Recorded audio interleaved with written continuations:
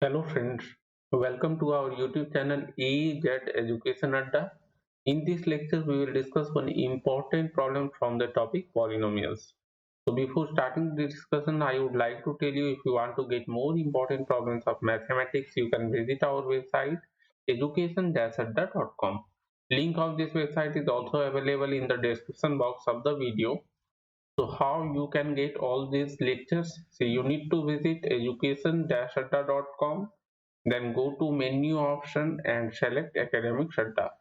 Under academic Shraddha, you need to select math important questions. Okay friends, one more thing, all these questions are available in the form of YouTube video lectures, so you can get all these lectures in the playlist titled as math important questions on our YouTube channel AZ Education Adda. Okay friends, so coming back to the given problem, what is given here?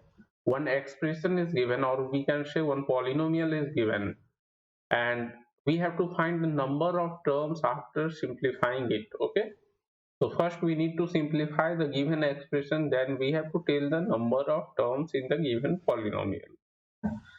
So the given algebraic expression is 4x cubed plus 9y square minus 3x plus 2 minus 1. So when we simplify, first what we need to do, we need to combine the like terms.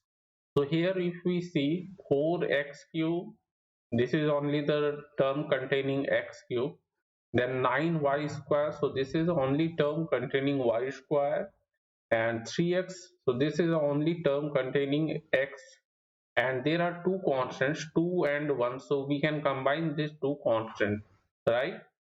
So after combining, we will get the given expression as 4x cubed plus 9y square minus 3x plus 1.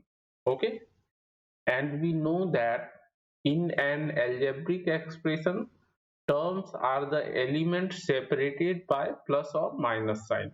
And if we see the simplified form of the expression, what will be the terms? See here, the terms are separated by plus or minus, so one term will be 4x cube, second will be 9y square, third will be minus 3x, and fourth will be 1. So we can say that there will be four number of terms in the given expression.